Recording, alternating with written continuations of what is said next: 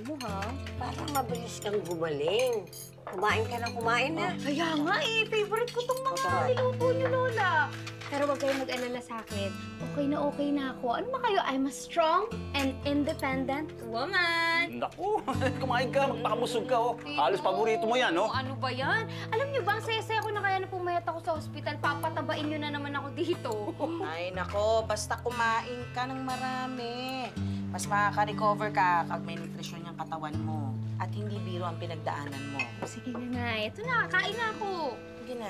Oo nga pala, Dimples, ito yung cellphone ko. Teka, wala ka pa rin talagang naalala tungkol sa gabing yun?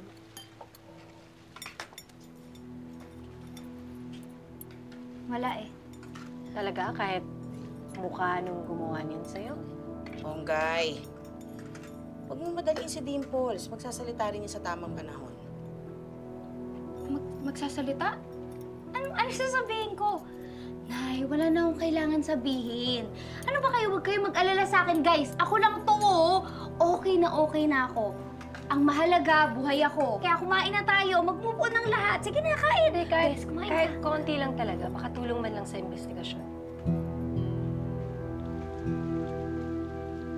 Gumimik ako. Tapos may pumalo sa ulo ko. Tapos... yun lang. Sige na, kain na kayo! Huh?